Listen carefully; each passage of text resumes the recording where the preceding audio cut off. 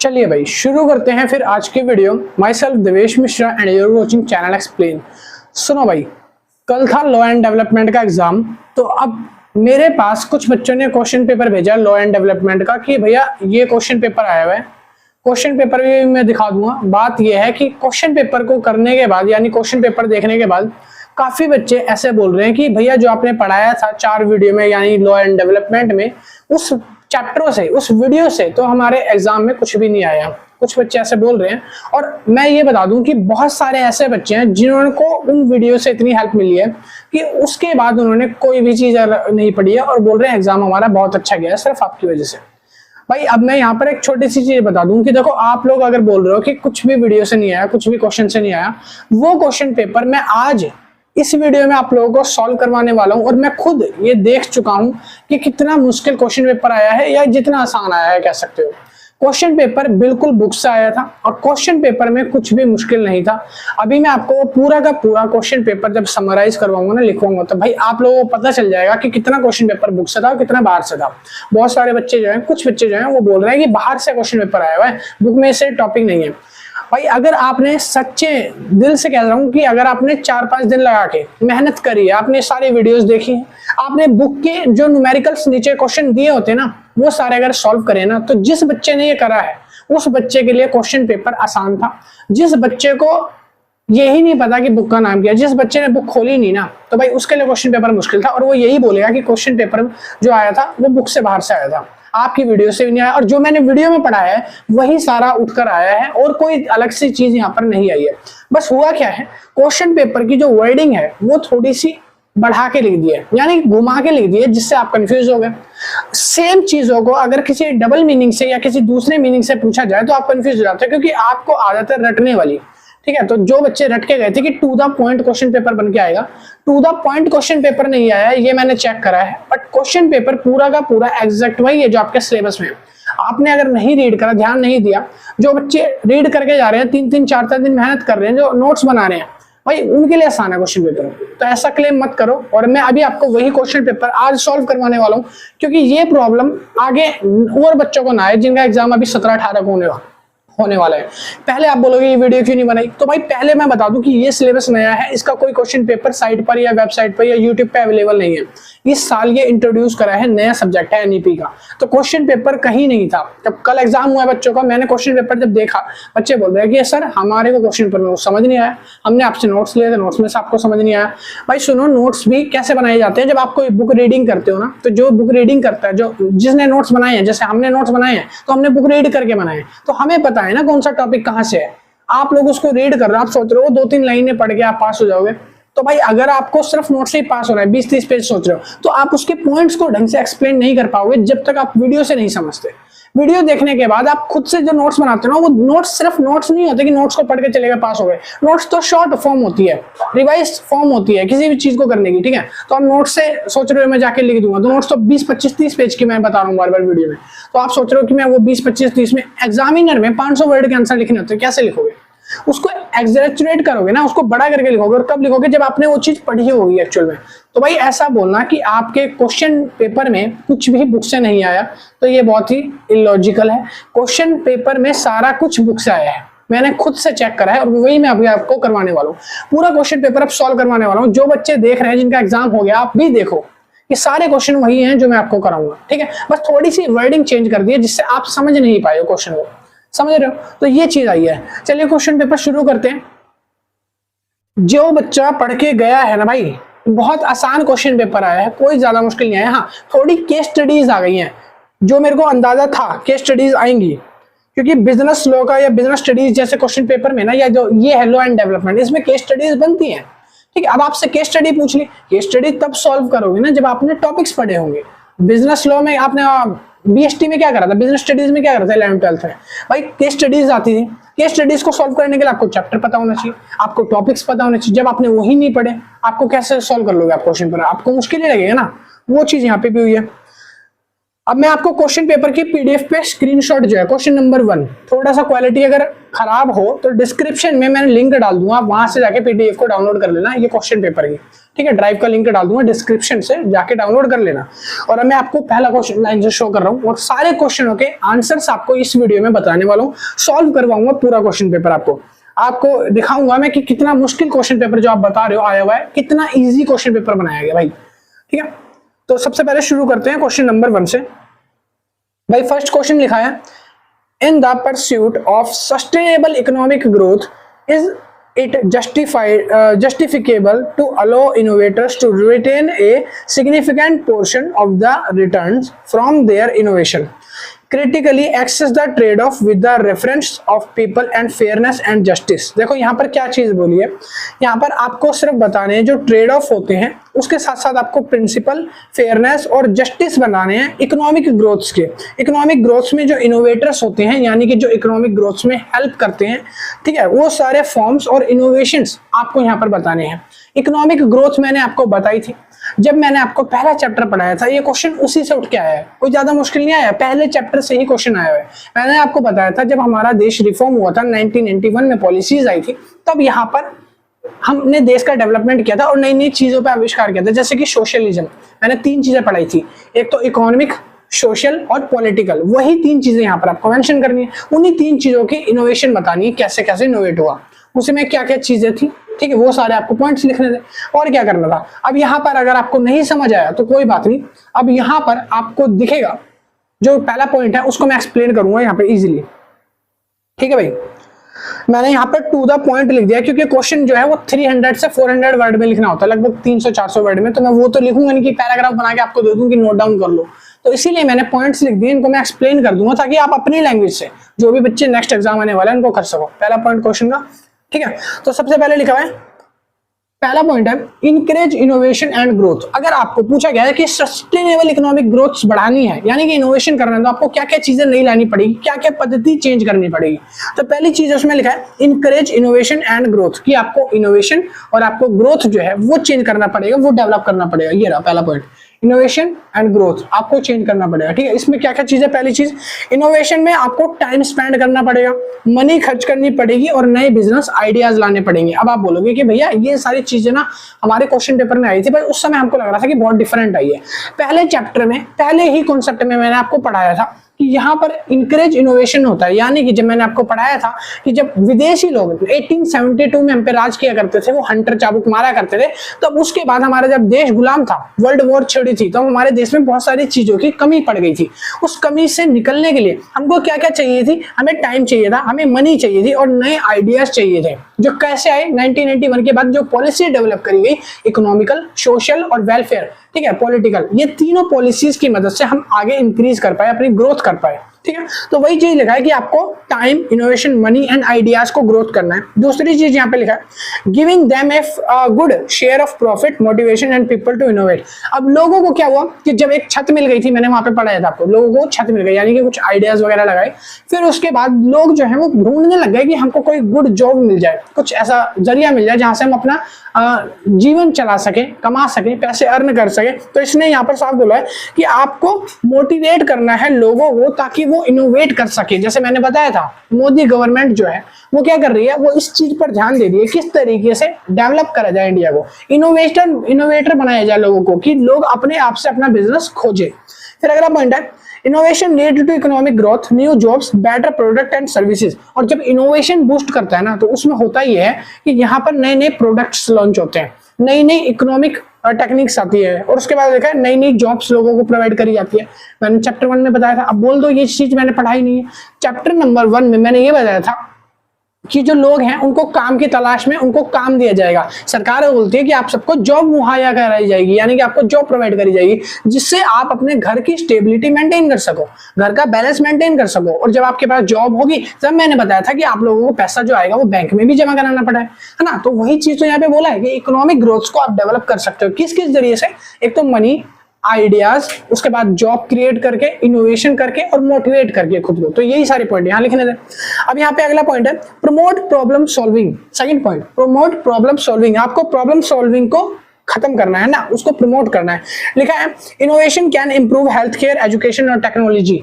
Health care innovation में क्या करना है, हेल्थ केयर, एजुकेशन, टेक्नोलॉजी। जब आपके पास वर्ल्ड वॉर के बाद पैसा आना शुरू हुआ, उस पैसे को आपने अपनी ग्रोथ में लगाया, आपने घर बनाया, मकान बनाया, जॉब करनी चालू करी। फिर जब आपके छोटे छोटे चुन्नू मुन्नू हुए, बच्चे हुए, तब आपने बच्चों को कहाँ भेजा, आपने बच्चों को भेजा स्कूल में। उनके लिए एजुकेशन पॉलिसीज लाई गई, ठीक है, हेल्थ केयर, हॉस्पिटल्स बनाए गए ताकि डेवलप कर सके यार, ठीक है। तो डेवलप करने के लिए, प्रमोट करने के लिए। फिर लिखा है सोशल बेनिफिट्स दिए गए, उनको और ज्यादा सेफ फील कराया गया, जहां वो रहते हैं उस जगह में लाइट लगवाई गई, रोड बनवाए गए, ठीक है। पब्लिक के लिए थोड़े से रूल्स एंड रेगुलेशन इनोवेट करे गए ताकि पब्लिक जो है वो सेफ हो सके। तीसरा अगला पॉइंट है फेयरनेस कंसर्न। अब फेयरनेस कंसर्न में लिखा है आपको अपने मोटिवेटर्स को इनोवेट करना है, यानी कि मोटिवेटर्स को बढ़ावा देना है, जिससे होगा ये कि आपकी इनइक्वालिटी कम हो जाएगी और यहाँ पर प्रॉफिट जो है वो ज्यादा से ज्यादा होगा। आप अगर मोटिवेटर्स बनोगे, आप इनोवेटर्स को क्रिएट करोगे, तो वो क्या करेंगे, दूसरों को जॉब देंगे। जॉब से क्या होगा, प्रॉफिट बढ़ेगा। प्रॉफिट बढ़ना मतलब जीडीपी अच्छी होगी, जीडीपी अच्छी होगी तो आपका लिविंग बीइंग अच्छा होगा। समझ रहे? अगला पॉइंट है सम प्रोडक्ट्स लाइक मेडिसिन या एजुकेशन या कुछ ऐसी एक्सपेंसिव टूल्स जो है वो पुअर कम्युनिटीज तक नहीं पहुंच पाती। यानी कि कुछ अमीर लोग ऐसे होते हैं जो अपनी सारी रिच वाली चीजें ले लेते हैं और गरीबों वाली जो चीजें वो यूज नहीं करते, और गरीब लोग जो है वो अफोर्ड नहीं कर पाते कि वो जो लग्जरी चीजें, जो एक्सपेंसिव प्रोडक्ट्स हैं, जैसे कि दवाइयां हो गया, ठीक है, या फिर और भी चीजें हो गया, तो उनको मुहैया वो भी चीप रेट पे करवाया जाए, ठीक है, ताकि दोनों में एक इक्वालिटी बनी रहे। फिर अगला पॉइंट लिखा है पब्लिक कॉन्ट्रीब्यूशंस। पब्लिक कॉन्ट्रीब्यूशंस, अगला पॉइंट पब्लिक कॉन्ट्रीब्यूशंस में लिखा है कि गवर्नमेंट ने बोला कि अब ये सारी चीजें जो हम आपको प्रोवाइड कर रहे हैं ऐसे तो नहीं कर पाएंगे, आप लोग भी जॉब कर रहे हो, आप लोग सक्षम हो, तो आप लोगों को टैक्स पे करना पड़ेगा। उसके लिए क्या पे करना पड़ेगा, टैक्स पे करना पड़ेगा। सरकार ने बोला कि हर एक लिमिट के दौरान हम लोगों पर टैक्स लगाएंगे। जैसे स्मॉल टैक्स पेयर हैं, छोटे लोग हैं जो बिजनेस कर रहे हैं, उन पर छोटा टैक्स लगाओ। जो छोटी छोटी सैलरी कमा रहे हैं उन पर छोटे छोटे टैक्स लगाओ। जो जॉब वगैरह किसी के अंडर में कर रहे हैं उन पर टैक्स माफ कर दो हो सके, क्योंकि उनकी छोटी सैलरी है, टैक्स माफ कर दिया जाएगा। तो इससे लोगों को छूट मिली। तो गवर्नमेंट ने ग्रांट निकाला, सब्सिडी निकाली, पॉलिसीज बनाई, जिससे क्या होगा, जिससे पब्लिक कॉन्ट्रीब्यूशन बढ़ेगा। मतलब पब्लिक में जितना ज्यादा आप साझा करोगे चीजें, उतने ज्यादा पब्लिक आपको सपोर्ट करेगी, ठीक है।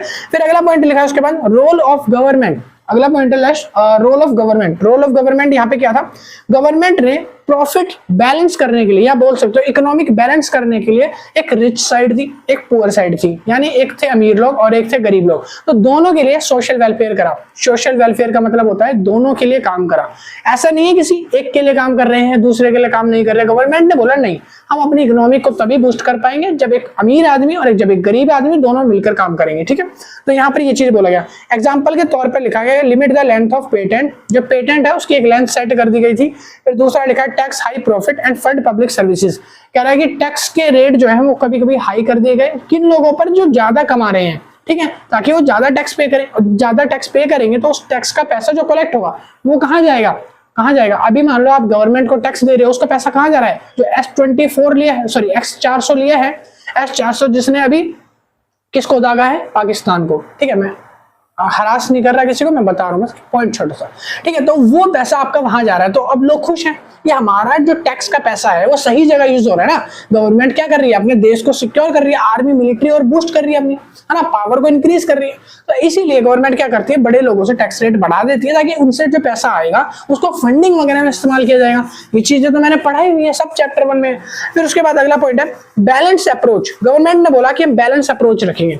बैलेंस अप्रोच का मतलब है गवर्नमेंट ने बोला कि हम इनोवेटर्स को क्रिएट करेंगे, उनको रिवॉर्ड देंगे। जैसे कि आप साल में कहीं जॉब कर रहे हो, आप अच्छा काम करोगे तो आपको क्या मिलता है, आपको एक साल में एक बार इंक्रीमेंट दिया जाए, आपको अच्छे से इंक्रीमेंट और रिवॉर्ड हो आपका, ठीक है, आपका पब्लिक वेलफेयर अच्छा होगा। फिर उसके बाद लिखा गया कि आपके जो बेनिफिट्स हैं हर एक इंसान के, एक मिनट भाई, हाँ, तो कहां पे थे भाई, थे बैलेंस अप्रोच हो गया। बैलेंस अप्रोच में मैंने बताया था कि टैक्स वगैरह सरकार जो है वो इंक्रीज करती है सिर्फ अमीर लोगों के लिए, और गरीब लोगों को, टैक्स पेयर को रिलैक्सेशन वगैरह प्रोवाइड करती है, जिस वजह से उन लोगों की इंक्रीमेंट और ज्यादा हो सके, ठीक है। अब हम बात कर लेते हैं अगले पॉइंट की, यानी कि फर्स्ट क्वेश्चन का ही जो सेकंड पार्ट था, बी पार्ट था, मैं आपको वो रीड करवा देता हूं। फर्स्ट क्वेश्चन का बी पार्ट अब आपकी स्क्रीन पर यहाँ पे शो कर ही जाए जैसे कि अभी तक, ठीक है। तो यहाँ पर लिखा है how does the character of a legal disputes affect and the use of legal standard such as summary judgment. कौन कौन से जो कैरेक्टर्स हैं, जो डिस्प्यूट्स हैं, जो इफेक्ट करते हैं किसी लीगल स्टैंडर्ड्स को। लीगल स्टैंडर्ड्स की बात कर रहा हूँ, इंस्टीट्यूशन वाला और कोर्ट वाला केस आएगा यहाँ पर। फिर उसके बाद लिखा है preponderance of the evidence and judgment notwithstanding the verdict, जिसको JNOV बोला गया है, यानी कि JNOV का मतलब होता है judgment notwithstanding the verdict. इस वर्ड का मतलब भी समझाऊंगा अभी। देखा, explain with reference to their appropriate applications. ठीक है, इनको आपको एक्सप्लेन करना है एप्रोप्रिएट एप्रोप्रिएशन से। ये है फर्स्ट क्वेश्चन का पार्ट बी। ठीक है, चलिए जी इसका आंसर देख लेते हैं। ये रहा इसका आंसर, कहाँ गया फर्स्ट क्वेश्चन का पार्ट बी, ये रहा आंसर। 1 2 3 4, ये 4 पॉइंट्स इसमें एक्सप्लेन करने थे। बताओ क्या मुश्किल है। 4 पॉइंट्स कौन से हैं वो मैं आपको एक्सप्लेन भी कर देता हूँ। सबसे पहले पूछा था type of case affect legal rules used, जो भी लीगल रूल्स है, ठीक है, उसको अफेक्ट करने वाले जो टाइप्स हैं लीगल रूल्स के जो यूज हो रहे हैं, उसको कौन कौन से अफेक्ट करते हैं। तो लिखा है कि अलग अलग तरीके के लीगल रूल्स होते हैं। तो मैंने यहाँ पे टाइप्स अभी यहाँ पर मेंशन नहीं करे क्योंकि बोर्ड भर जाएगा, जगह इतनी नहीं है, बट मैं आपको जो समझाऊंगा वो ध्यान से सुनना। पहला चीज यहाँ पे लिखा है like contract disputes. Contract disputes ये मैंने आपको पढ़ाया हुआ है। कॉन्ट्रैक्ट डिस्प्यूट्स मैंने आपको बताया था कि जो भी अगर आप किसी के साथ कॉन्ट्रैक्ट करते हो और अदरवाइज सामने वाला पर्सन आपके किसी कॉन्ट्रैक्ट को तोड़ देता है, जैसे कि मैंने आपको हाउस प्रॉपर्टी केस में बताया था। अगर आपने कोई प्रॉपर्टी खरीदी तो आपने कॉन्ट्रैक्ट किया डीलर से, अब आपने डीलर से क्या लिया, उसके एविडेंस लिए यानी कागजात लिए, और कल को कोई आपकी प्रॉपर्टी पे आके कब्जा करना चाहता है तो आप उस प्रॉपर्टी के कॉन्ट्रैक्ट्स दिखाना चाहोगे। अगर वो कॉन्ट्रैक्ट्स वैलिड है तो ठीक है, अगर नहीं है, वैलिड नहीं है वो, ठीक है, और आपको किसी गलत आदमी से गलत कॉन्ट्रैक्ट मिल गए हैं, एविडेंस मिल गए हैं प्रॉपर्टी के, और कोई आदमी दूसरा क्लेम कर रहा है वो आप उसकी प्रॉपर्टी है, तो यहाँ पर क्या होगा, कॉन्ट्रैक्ट डिस्प्यूट्स होते हैं। कॉन्ट्रैक्ट डिस्प्यूट्स हो गया, इंजरी क्लेम्स हो गया, ठीक है, और कॉम्प्लेक्स इश्यूज हो गया। जब आपने अपनी धरती पे इनोवेट करना शुरू किया यानी इकोनॉमी को बूस्ट करना शुरू किया, तब यहाँ पर मिस फ्रॉड और मिसलीडिंग और फ्रॉड जैसे स्कैम जैसे केस बढ़ने लगे थे। इसके लिए तो इंजरी को लाया गया था, ज्यूडिरी को, ठीक है, इसीलिए तो हमने कोर्ट वगैरह को, सुप्रीम कोर्ट को यानी कि न्यायालय वगैरह जो थे उनको लाया गया था। वो किस लिए आए थे, ताकि इस तरीके के जो स्कैम है, जो फ्रॉड है, उनको डिस्प्यूट्स को कम से कम किया जा सके। ठीक है, और यहाँ पर इसमें लिखा है लाइक समरी जजमेंट, और यहाँ पर 3 वही नाम लिखे हैं जो मैंने यहाँ पर मेंशन कर दिए हैं। तो सबसे पहले शुरू करते हैं, समरी जजमेंट क्या होता है। लिखा व्हाट इज समरी जजमेंट। आपको नहीं पता समरी जजमेंट, अब आप बोलोगे कि ये तो एग्जाम में पूछ लिया था बट हमको पता ही नहीं था समरी जजमेंट क्या होता है। सो समरी जजमेंट क्या है, a way to end a case early in there no important fact being argued and the law clearly support one side। कह रहा है कि समरी जजमेंट का मतलब होता है जहां पर 2 पक्ष होते हैं जो कोर्ट में जाकर केस पेशी लड़ते हैं, यानी कि केस लड़ रहे होते हैं। अब यहाँ पर एक पक्ष होता है जो अपने एविडेंस पे एविडेंस पेश किया जा रहा है, और जो दूसरा पक्ष होता है उसके पास एविडेंस खत्म हो जाते हैं, कोर्ट को दिखाने के लिए कुछ नहीं होता, उसको बोलते हैं समरी जजमेंट। यहाँ पर जो कोर्ट होता है, जो लॉयर होता है, वो क्या करता है, जो वो होता है जज, वो क्या करता है, एक ऐसा केस बनाता है, एक ऐसी फाइल खोलता है, वो बोलता है कि पक्ष ए के पास सारे एविडेंस है और पक्ष बी जो है, जो आपका सेकंड पार्टी है, उसके पास सारे एविडेंस नहीं है और आगे वो प्रोसीड नहीं कर सकती क्योंकि उनके पास एविडेंस नहीं है। किसके बेसिस पर वो आगे केस लड़ेगी। तो यहाँ पर अगर वन साइडेड एविडेंस के बेसिस पर जजमेंट दे दी जाती है तब उसको समरी जजमेंट बोला जाता है। समरी जजमेंट यानी कि जब कोई भी जज या कोई भी सुप्रीम कोर्ट किसी 2 पार्टी के बीच में हो रहे केस को या झड़प को एक साइड के बेसिस पर, यानी कि एक पार्टी की सुनवाई करके जजमेंट अपनी सुना के और कोर्ट को खारिज कर देता है, तो यहाँ पर बोलते हैं ये समरी जजमेंट होता है। यानी किसी एक शॉर्ट समरी के बेसिस पर उसने एक जजमेंट ले लिया, ठीक है, यहाँ पर समरी जजमेंट बोला जाता है। और इसमें लिखा है common is in simple cases unpaid bills and return contracts. और ये ज्यादातर पाया कब जाता है, या तो अनपेड बिल का केस होगा तब, और या तो कॉन्ट्रैक्ट्स का केस होगा। मैंने बताया था कि अगर आपका प्रॉपर्टी से रिलेटेड कोई कॉन्ट्रैक्ट है, डिस्प्यूट्स हो गया, प्रॉपर्टी कोई कब्जा करने की कोशिश कर रहा है, आप कोर्ट में जाके केस कर सकते हो उसके खिलाफ अगर आपके पास प्रॉपर एविडेंस है। और यही तो होता है, अगर मान लो आपके पास एविडेंस नहीं है, आप कुछ जवाब ही नहीं दे पा रहे, सामने वाला आपके ऊपर क्या कर रहा है, आरोप लगाता जा रहा है, तो यहाँ पर जो कोर्ट है वो आपको ही मुजरिम समझ के एक साइड का न्याय कर देगी, एक साइड का पक्ष निकाल देगी, ठीक है। अगला ही लिखा है effect is the case of type. इसका इफेक्ट क्या होता है, यहाँ पर कुछ ऐसी स्टोरीज और कुछ ऐसे पर्सनल ओपिनियंस जो होते हैं वो विटनेस के तौर पर रखे जाते हैं, ठीक है। अब यहाँ पे लिखा है कोर्ट जो होता है वो एक साइड को फॉलो करता है और दूसरी साइड को अनफॉलो कर देता है। वो दूसरी साइड के केस और दलीलें तब सुनेगा जब दूसरी साइड जो है सही और ठोस एविडेंस वगैरह प्रोवाइड करती है। दूसरा, अब इसके डिस्प्यूट्स को सॉल्व करने का दूसरा तरीका क्या है? पहला है समरी जजमेंट, अब दूसरा तरीका देख लो, प्रीपोर्डेंस ऑफ द एविडेंस। ये रहा second point, preponderance of the evidence. इसका मतलब क्या होता है? कह रहा है this standard used in most civil cases. इसको इस्तेमाल कहां किया जाता है? सिविल केसेस में। सिविल केसेस कह रहा है means one side story is more likely true than not. कह रहा है कि ये ऐसी स्टोरियां होती है जैसे झूठ और सच के बीच का फर्क, मतलब एक साइड से सच लगती हैं और दूसरी साइड से ये कहानियों की तरह लगती है, मतलब झूठी लगती है। ऐसे केसेस को बोलते हैं प्रीपोर्डेंस ऑफ द एविडेंस। यहाँ पर हम इस्तेमाल करते हैं सिविल ट्रायल्स के बेसिस पर। यहाँ पर क्रिमिनल नहीं होता कोई, नॉट क्रिमिनल, यहाँ पर कोई क्रिमिनल टाइप का नहीं होता, ठीक है। म्यूचुअल डिस्प्यूट्स होते हैं। यहाँ पे लिखा है सिंपल केस, अगर आपको एक एग्जांपल देके समझाऊं तो यहाँ पर लिखा है कि अगर कोई भी कॉम्प्लिकेट केस आता है और जो कि मेडिकल से लेकर हो गया या माल प्रैक्टिस से रिलेटेड हो गया, ऐसे केसेस को इसमें रखा जाता है। Harder because more expert proof is needed. और इस केस को जीतने के लिए आपको कुछ ज्यादा एविडेंस जुटाने पड़ते हैं, कोर्ट के आगे पेश करना पड़ता है। अगर आप एविडेंस नहीं जुटा पाते तो आप इस केस को हार सकते हो। फिर अगला पॉइंट आता है judgment notwithstanding the verdict, जिसको JNOV बोला गया था।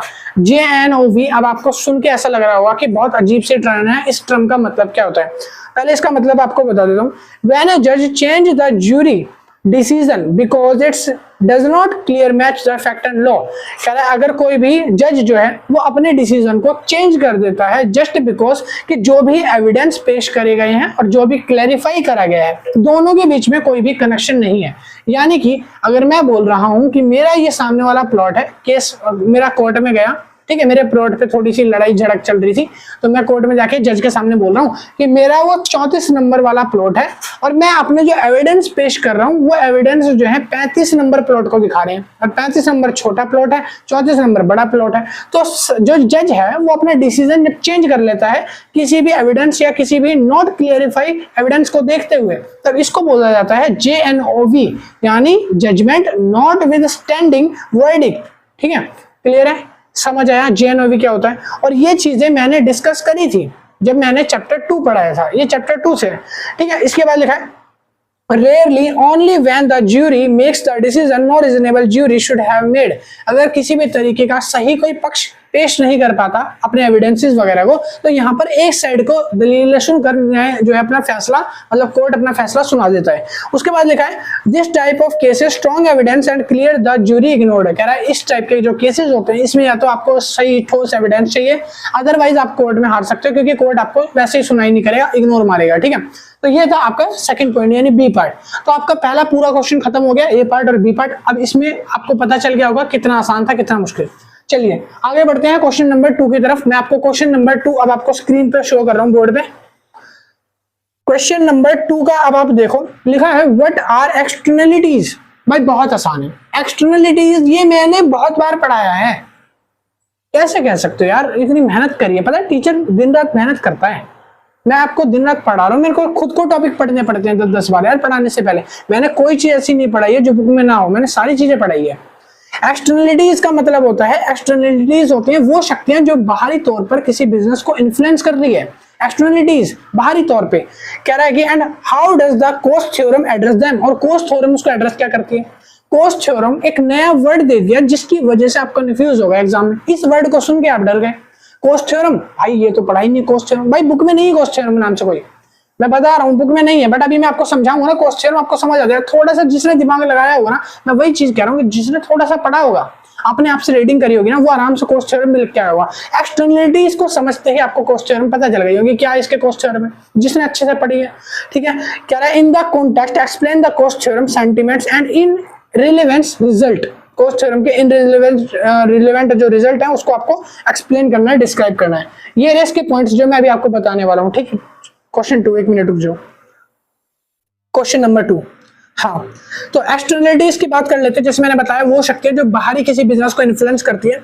तो यहाँ पर मैंने बताया कि एक्सटर्नलिटीज जो होती है वो इकोनॉमिक की ऐसी एक्टिविटी होती है जो किसी थर्ड पार्टी के द्वारा करी जाती है या किसी भी ऐसे इंसान के द्वारा जो किसी बिजनेस से कोई ताल्लुक नहीं रखता, बाहरी व्यक्ति हो सकता है। ठीक है, अगर मैं इसको एग्जांपल के तौर पे समझाऊं, कह रहा है अगर एक्सटर्नलिटीज नेगेटिव है तो कैसे होगी? Pollution affected near by residence, यानी कि आपका पड़ोसी आपके घर के आगे मान लो कूड़ा कचरा फेंक रहा है, तो वो कौन है? बाहरी आदमी है। एक्सटर्नलिटीज है वो बाहरी आदमी है, और जो नेबर है आपके घर में तो नहीं रहता, अलग घर होगा, बाहर रह रहा होगा, इसका मतलब है वो एक्सटर्नलिटीज है। और नेगेटिव एक्सटर्नलिटीज है वो, क्यों? क्योंकि वो आपके घर के आगे कूड़ा फेंक रहा है। एक तो एक्सटर्नलिटीज ऊपर से नेगेटिव काम कर रहा है। अगर इसकी जगह पॉजिटिव एक्सटर्नलिटीज होगा तो क्या हुआ, एक तो बाहरी व्यक्ति ऊपर से अच्छा काम कर रहा है। जैसे कोई बाहरी व्यक्ति, आपका कपड़ा हवा से नीचे चला के गिर गया, उसने लाके आपको पकड़ा दिया कि लो जी आपका कपड़ा गिर गया था, मैंने आपको दे दिया।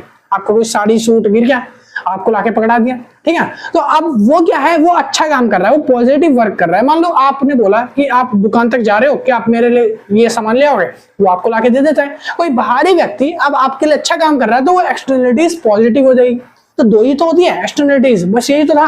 अब इसके बाद लिखा है कॉस्ट थ्योरम। अब कॉस्ट थ्योरम समझ लेते हैं। कॉस्ट थ्योरम क्या है, कह रहे थे Coase theorem develop by economist Ronald, ये रोनाल्ड के द्वारा लिखी गई थी। और ये एक्सटर्नलिटीज को और ज्यादा प्रपोज करती है, इसको और ज्यादा एड्रेस करती है थ्योरी। कह रहा है कि पहले आप इसका एग्जांपल समझो। एग्जांपल क्या होता है, कह रहा है कॉस्ट थ्योरम जो होती है ना, वो इस चीज में बिलीव करती है कि किस तरीके से बात को खत्म करा जाए छोटे से छोटे पॉइंट ऑफ व्यू पे। मान लो दो आदमी है, एक आदमी के कुछ लगाने की वजह से, मान लो मेरे कुछ ऐसी मशीन लगाने की वजह से, उसमें से धुआं प्रोड्यूस होने की वजह से, मैंने एक मशीन अपने घर की छत पे लगाई, उस मशीन से एक धुआं प्रोड्यूस होता है और उस धुएं से मेरे बगल वाले पड़ोसी को यानी कि नेबर को प्रॉब्लम है। अब वो मेरे पास आएगा, बोलेगा कि भाई इस धुएं को कम करो, या तो पहला ऑप्शन, ठीक है, कि वो मेरे को कुछ पैसे वैसे देकर और कुछ ऐसे झड़प सुलझाकर हमारे दोनों की आपसी बातचीत से हम सुलझा लेंगे प्रॉब्लम और मैं मशीन को बंद कर दूंगा। या तो वो मेरे को पैसे दे दे उस चीज के जो मेरा नुकसान होगा, है ना, या तो मैं उसको पैसे दे दूं जो उसकी प्रॉब्लम है, जितना उसको प्रॉब्लम हो रही है मेरी मशीन के धुएं से उतनी मैं उसकी भरपाई कर दूं। या तो ऐसे सुलझ जाएगी बात, या तो मेरी तरफ से सुलझ जाए, या तो सामने वाला समझ जाए तो उसकी तरफ से सुलझ जाए।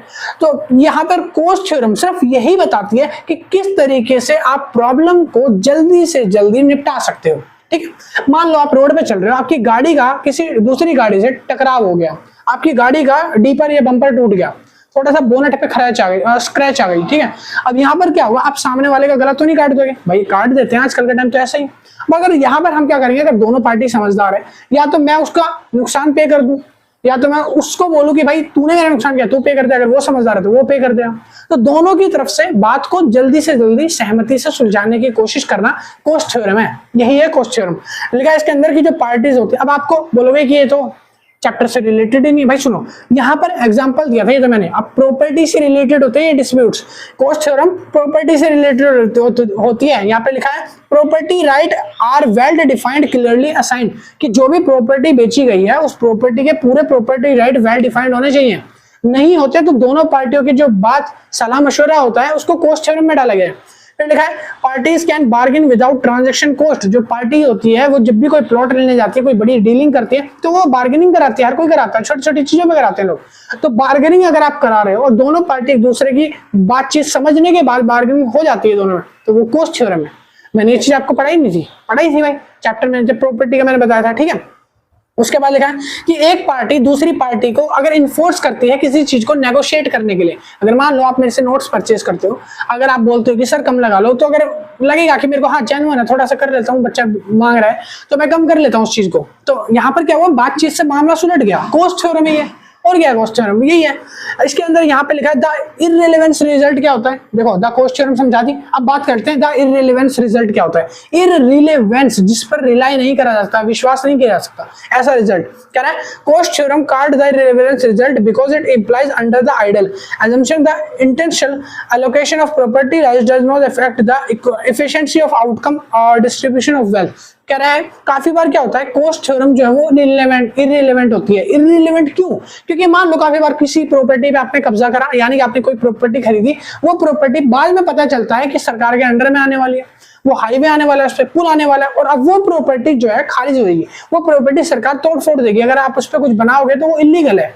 तो यहाँ पर इररिलेवेंट रिजल्ट हो गया, यानी कि आपने कॉस्ट थ्योरम बातचीत सोलह मशवरा नहीं किया था, सबसे पूछताछ नहीं करी थी, जिसकी वजह से आज आपको प्रॉब्लम हो रही है, उसको बोलते हैं इररिलेवेंट रिजल्ट। कि आपका जो रिलेवेंट है वो रिजल्ट इररिलेवेंट आ रहा है, आपने पहले ये चीज सोच समझी नहीं, तो अब आपको उसका खामियाजा यानी नुकसान जो है वो भुगतना पड़ रहा है। ठीक है, कह रहा है कि और ये सोशल वेलफेयर में भी फैक्टर डालती है। अभी आपके पास मान लो करोड़ों पैसे थे, आपने किसी प्रॉपर्टी में इन्वेस्ट किया, आप तो कंगाल हो गए, अब वो प्रॉपर्टी सरकार ले जाएगी क्योंकि आप उस पर कुछ बना नहीं सकते। तो एफिशिएंसी में भी फर्क पड़ता है इससे, वेल्थ में भी फर्क पड़ता है इससे। ठीक है, यहाँ पर आपको अपने राइट्स हैं, कुछ राइट्स दिए गए हैं, अगर आपके पास लीगल एविडेंस है, डॉक्यूमेंट्स है, तो जाके आप कोर्ट में केस कर सकते हो उस चीज को लेकर। ठीक है, प्रॉपर्टी वगैरह को लेकर केस कर सकते हो। तो ये था आपका पॉइंट नंबर 2, यानी कि आपका आंसर नंबर 2। तो इस आंसर नंबर 2 में चैप्टर 2 से ये लिखा गया है। पहला जो है ये वाला, ये चैप्टर नंबर 1 से था, ये चैप्टर नंबर 2 का है, ये चैप्टर नंबर 2 का है। ठीक है, बस थोड़ा सा वर्डिंग आप चेंज कर देते हैं तो बच्चों का दिमाग ऐसा हो जाता है, उनको ऐसा लगता है कि ना जाने कहां से क्वेश्चन पेपर बना के दे दिया, और जिसने हमें पढ़ाया वो तो महाबुद्धू कि उसने हमें ये सब चीजें पढ़ाई नहीं है। थोड़ा सा कॉमन सेंस यूज करा होता तो आ जाता। सुनो, अब मैं आपको थर्ड क्वेश्चन करवाने जा रहा हूं। ठीक है, तीसरा क्वेश्चन अब आप लोगों के बोर्ड की स्क्रीन पर। थर्ड क्वेश्चन तो लिखा है, एक क्वेश्चन है, ये केस स्टडी है, मैंने बताया था बिजनेस स्टडी की तरह है ये चैप्टर। ठीक है, तो केस स्टडी पूछ सकता है इस बुक में से, मेरे को उम्मीद थी केस स्टडी आ जाएंगे। ठीक है, तो यहाँ पर पूछी गई है कि बायर बी जो है वो पे करता है 10,000 रुपए अपने डीलर को। कह रहा है इसके अंदर डी जो है वो भोपाल में डिलीवरी करने के लिए रहता है। ठीक है, ग्रेन्स यानी कि अनाज, दाने, गेहूं वगैरह कह सकते हो, गेहूं तो व्हीट होता है फिलहाल। ठीक है, ग्रेन्स यानी कि कुछ अनाज के दाने, उसको ग्रेन्स बोलते हैं। बी जो है वो दिल्ली ऑफिस में रहता है, 1 जुलाई को उसको डिलीवरी चाहिए। ठीक है, बी जो है वो पे कर देता है पैसे, और डिलीवरी कौन कर रहा है? डी कर रहा है। यहाँ पर 2 चीजें, एक है बी, एक है डी। बी वो पर्सन जो कुछ परचेज कर रहा है, ठीक है, और किससे परचेज कर रहा है? किससे कर रहा है? डी से। और डी कौन है? सप्लायर। डी कौन है? सप्लायर है। समझ आया? ध्यान से सुनो। अब इसके बाद यहां पर क्वेश्चन में बोला कि बी जो है वो डिक्लाइन कर देता है similar another product dealer 10,500। B के पास एक दूसरा आदमी आया, यानी कि कोई भी अदर हो सकता है, जिसका नाम हो सकता है सी आता है, और सी बोलता है कि जो आप अनाज मंगा रहे हो, आप उसके कितने पैसे दे रहे हो? आप 10,000 पैसे दे रहे हो ना, मैं 10,500 लूंगा और आपका अनाज पहुंचा दूंगा 1 जुलाई को। सी क्या बोलता है कि मैं 10,500 पैसे लूंगा और 1 जुलाई तक आपका माल डिलीवर कर दूंगा जहां आपको चाहिए। मगर बी क्या देखता है कि मेरे को जो है डी जो डील दे रहा है वो ले रहा है मेरे से कितने? 10,000 रुपए, सिर्फ 10,000 रुपए ले रहा हो तो। और सी कितने ले रहा है? 10.5। तो वो सी से लेगा, बी से डी से लेगा? तो वो बोलता है मैं डी से लूंगा, मैं आपसे नहीं लूंगा, इसको मना कर देता है। ठीक है, वो खुश हो जाता है ये देख कर कि डी जो है, जो कोई 10,500 ले रहा है वो 10,000 में काम कर दे रहा है, तो बी खुश हो जाता है कि भाई कम पैसे में काम हो जा रहा है मेरा। अब यहाँ पर हुआ क्या? Meanwhile D arrange transportation with in the shipping company and B also agree to resell the grain and 11,000 and pay 100 for non refundable as loading and uploading charges. D जो है ये कहता है कि मेरे पास ना एक गाड़ी है जो सप्लायर से मैं बुक करता हूँ, उस गाड़ी का चार्जेस है 1,000 रुपए। डी क्या बोलता है कि मेरे पास एक गाड़ी मेरे को सप्लायर से बुक करनी पड़ेगी, उस गाड़ी का प्राइस है 1,000 रुपीज। किस चीज के लिए गाड़ी चाहिए? सप्लाई करने के लिए। एक जगह से दूसरी जगह माल पहुंचाना है तो एक ट्रक में लोड करना पड़ेगा, और लोडिंग के चार्जेस अलग से लूंगा, यानी कि लोडिंग के 100 रुपए अलग से लूंगा। कितने हो गए? 1,100 रुपए। ठीक है, कौन बोलता है? डी बोलता है। किससे बोलता है? बी से। ठीक है, बी ने पहले जो गेहूं की डील करी थी, कॉन्ट्रैक्ट कितने में होता? कॉन्ट्रैक्ट हो गया ना 10,000 में। ये जो 1,000 रुपए है ये तो है गाड़ी के, और ये जो 100 रुपए हैं ये हैं उसके पैसे के, यानी कि लोडिंग अनलोडिंग चार्जेस, जो मशीन जो गाड़ी में सामान भरवाया जाएगा, लोड करेगा और अनलोड करेगा उसके। 1 मिनट।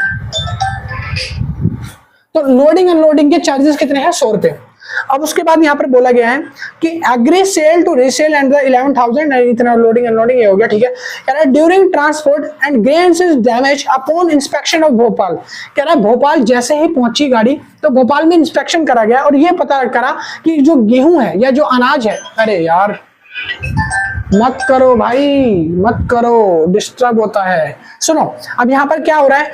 कह रहा है कि जो डी है, जब वो भोपाल में गाड़ी लेकर पहुंचे अपने ट्रांसपोर्टर के पास, तब बी ने इंस्पेक्शन के लिए फोन किया। बी ने बोला एक बार अनाज देख लो, ठीक है मेरा, ये खराब हो तो नहीं हो गया। तब जब चेक करा गया, इंस्पेक्शन करा गया, तो पता चला कि जो अनाज है वो डैमेज हो चुका है, पूरा खराब हो चुका है। अब बी के पास से कितने पैसे जा चुके थे अभी तक? एक तो 10,000 ये, गाड़ी के 1,000 ये और 100 ये, यानी कि टोटल 10, 11,100, 11,100 रुपए दे चुका था। कौन दे चुका था? बी दे चुका था डी को अभी तक। और अनाज जो है वो खराब हो गया, किसकी वजह से? गाड़ी के ट्रांसपोर्टर की वजह से। ठीक है, अब यहां पर क्या बोला, आगे लिखा है उसके बाद कि it's sold off cattle feeder at ₹500। अब ये जो अनाज है ये कैटल फीडर में जाएगा। कैटल फीडर यानी कि अब ये पशुओं को जाएगा, 500 रुपए में पशुओं का सारा अनाज बेच दिया गया। अब यहाँ पे लिखा है डी ने इन्फॉर्म करा बी से कि भाई मैं आपका माल नहीं पहुंचा पाऊंगा क्योंकि मेरा माल जो है वो खराब हो गया आधे रास्ते पे। मतलब ये कॉन्ट्रैक्ट जो है उसने कैंसिल कर दिया। किसने? डी ने बी का कॉन्ट्रैक्ट कैंसिल कर दिया, ये बोलकर कि अनाज हो चुका है खराब, भोपाल में, दिल्ली तक नहीं पहुंच पाएगा। अब यहाँ पर आगे क्या लिखा है कि बी ने कहीं और से सेम क्वांटिटी माल खरीदा, अब उसने उसके 12,000 रुपए दिए और 1 जुलाई को उसको रिसीव भी कर लिया। तो क्या बोल रहा है कि 12,000 रुपए में बी ने किसी और दूसरे बंदे से, सी से नहीं, अब किसी और बंदे से जो हो सकता है एक्स, इससे माल खरीदा 12,000 में, अब उसको डिलीवर भी कर दिया और वो सही सलामत था। अब यहाँ पर क्वेश्चन आता है, केस स्टडी समझो। केस स्टडी में पहला क्वेश्चन पूछा है, how should expectation damages D breach be calculate. अब यहाँ पर ये बताना है कि एक्सपेक्टेशन डैमेज कितना हुआ है जो कि बी को हुआ है, तो एक्सपेक्टेशन डैमेजेस आपको बताना है, पहला क्वेश्चन। ठीक है, तो यहाँ पर चेक कर लेते हैं, 1 मिनट 1 सेकेंड। हाँ, हमें क्या निकालना है, एक्सपेक्टेशन डैमेजेस। एक्सपेक्टेशन डैमेज कैसे निकलता है जरा ये समझो।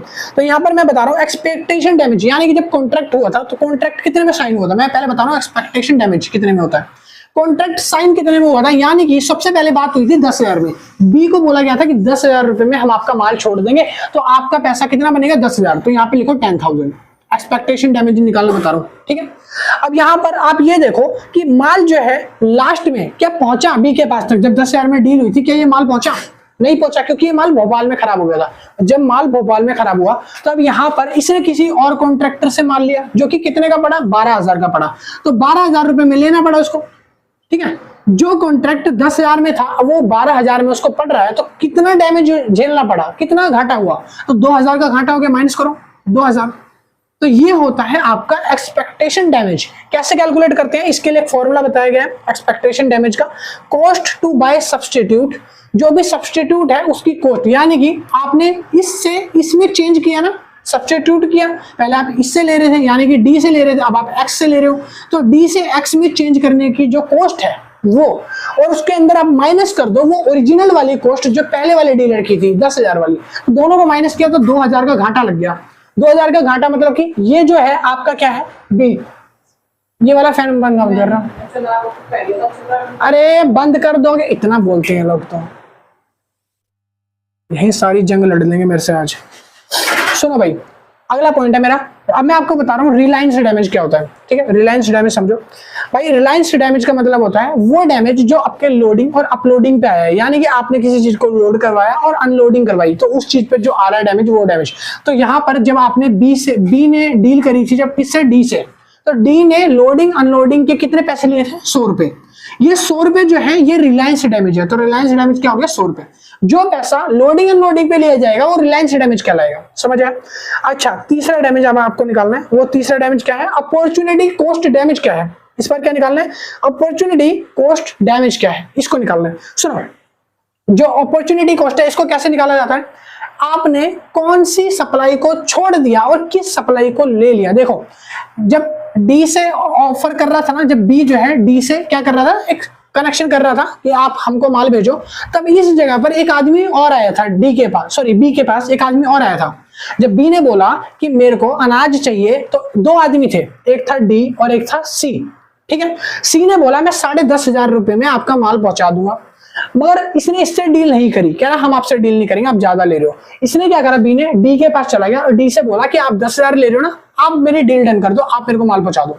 अपॉर्चुनिटी कॉस्ट कैसे निकालते हैं, यानी कि बी ने जिसको छोड़ दिया, अपॉर्चुनिटी कॉस्ट मतलब जिसको हमने छोड़ दिया, जो मिलने वाला था हमने छोड़ दिया, तो किसको छोड़ा, उसने सी को छोड़ा। सी कितने पैसे मांग रहा था, 10,500, तो सी मांग रहा था 10,500। ठीक है, अब डी ने 10,500 वाले को छोड़ दिया, इसको तो उसने लिया नहीं, और इससे माल पहुंचाया नहीं गया, ये था नकारा निकम्मा, इससे माल पहुंचाया नहीं गया, इसने तो और बेड़ा गर्क कर दिया। पहले 10,000 मांगे, कम पैसा दिखाया, फिर 1,000 गाड़ी का मांगा, फिर 1,100 रुपए और मांगे, तो इसने तो 11,100 ले लिया एक तरीके से। ठीक है, तो यहाँ पर ये था निकम्मा, इससे तो काम हुआ नहीं। लास्ट में जाके काम जो हुआ एक्स से हुआ। एक्स ने कितने पैसे लिए, मगर 12,000, तो एक्स ने लिए 12,000। ठीक है, जो माल 10,500 में सी पहुंचा रहा था, उस पैसे को ना देकर इसने कितने पैसे दिए, 12,000। तो इसने कौन सी कॉस्ट को छोड़ दिया, किससे माल नहीं लिया, किससे नहीं लिया, सी से, 10,500 का माल नहीं लिया। तो जो इनका डिफरेंस है इसको अपॉर्चुनिटी कॉस्ट बोलते हैं, यानी कितना डिफरेंस आया, कितना पैसा फाजिल दे दिया। तो पहले 10,500 में माल डील डन हो रही थी, 12,000 देने पड़ेगा उसके, तो 1,500 रुपए फालतू आ गए। 1,500 रुपए जो बी को फालतू भरने पड़े, ये होती है अपॉर्चुनिटी कॉस्ट, कि इसको वो बचा सकता था अगर वो सी से माल लेता, शुरू में ले लेता, ध्यान लगा लेता, मगर वो कम पैसों के चक्कर में कहां भाग गया, डी के पास भाग गया। और डी कौन था, चोर आदमी था, सारा पैसा डुबा दिया। अब यहां पर क्या है, आपको समझ आ गया होगा अपॉर्चुनिटी कॉस्ट कितनी है, 1,500, समझ आया। यानी कि आपने किस चीज को ठुकरा दिया, ठीक है, काफी बार आप भी करते हो ना, सही चीज को ठुकरा देते हो, बाद में फिर महंगे में चीज खरीदनी पड़ती है। तो अपॉर्चुनिटी क्या है, अपॉर्चुनिटी कॉस्ट क्या होती है, जो सही चीज आपने ठुकराई थी और जो गलत चीज आपने ले ली उस दोनों का डिफरेंस है। समझ आया? तो ये था इसका न्यूमेरिकल का आंसर, बस आपको ये बताना था। इसके आपको 18 नंबर मिल रहे थे, बट आपको कहां समझ आएगा, है ना। छोटी सी केस स्टडी थी भाई, नॉर्मल सी जनरल वे की बातें लिखी थी, है ना। अब आप बोलोगे बुक में ना क्वेश्चन में केस स्टडी दी नहीं गई थी, वरना हम उसको भी कर लेते हैं। सुनो, क्वेश्चन नंबर 3 हो चुका है, क्वेश्चन नंबर 4 समझाने जा रहा हूँ। क्वेश्चन नंबर 4 देख लो क्या है, ठीक है। क्वेश्चन नंबर 4 अब आपके स्क्रीन पर, क्वेश्चन नंबर 4 अब आपके स्क्रीन पे लिखा है, एक्सप्लेन द SCP, भाई बड़ा नाम दे दिया, SCP दे दिया, मेरी तो हवा टाइट हो रही है भाई। SCP तो आपने कराया नहीं, इसका मतलब है structure conduct performance, structure conduct performance, आपको ये करना था। अब आप बोल रहे हो SCP तो हमें पढ़ा ही नहीं था, हम कहां से SCP कर देंगे। तो यहाँ पर ध्यान से सुनो, तो स्ट्रक्चर किस चीज का स्ट्रक्चर की बात हो रही है भाई, इकोनॉमिक स्ट्रक्चर की बात हो रही है। कंडक्ट किस चीज को लेकर हो रहा है, इकोनॉमिक कंडक्ट की बात हो रही है। परफॉर्मेंस किस चीज की परफॉर्मेंस है, इकोनॉमिक परफॉर्मेंस है ना। इकोनॉमिक को रिलेटेड अगर आप रखते चीजों को, थोड़ा कॉमन सेंस लगाते तो क्वेश्चन हो जाता। यहाँ पर लिखा है, यहाँ पे paradigm in the context of industrial organization, sorry, तो यहाँ पर लिखा है इंडस्ट्रियल ऑर्गेनाइजेशन के रिलेटेड बताना है। तो यहाँ पर लिख भी दिया साफ साफ, आपको हिंट दे रहा है वो साफ साफ, वो खुद से बता रहा है कि देखो मैं इंडस्ट्रियल आया हूं, अब करो इसको। मगर जो समझने वाले हैं उसको इशारा काफी कहते हैं ना, ठीक है। और जो बुद्धू हैं उनको नकल भी दे दो तो भी बोलेंगे कि नहीं भाई राइटिंग अच्छी नहीं है, पल्लवी की राइटिंग ज्यादा अच्छी थी, पल्लवी का क्वेश्चन पे करूंगा, ठीक है। सुनो, कह रहा है how do anti trust policies and government intervention impact each of the component. अब आपको क्या बताना है, एंटी ट्रस्ट पॉलिसीज, क्या मैंने कराया नहीं है, झूठ का समझा रहे हो भाई, ऐसी गलत बात है भाई। एंटी ट्रस्ट पॉलिसीज कराई हुई है मैंने, और साथ ही साथ मैंने आपको इंपैक्ट भी बताया है इसके कंपोनेंट्स का। चलो जी आपको डिस्कस करते हैं क्वेश्चन नंबर 4 का ए पार्ट, फिर करेंगे 4 का बी पार्ट। 4 का ए आ जाओ, ये रहा 4 का ए पार्ट, ठीक है। 4 का ए पार्ट है हमारा, हाँ 1 मिनट चेक करना पड़ता है भाई, आवाज आ रही है ना, हाँ।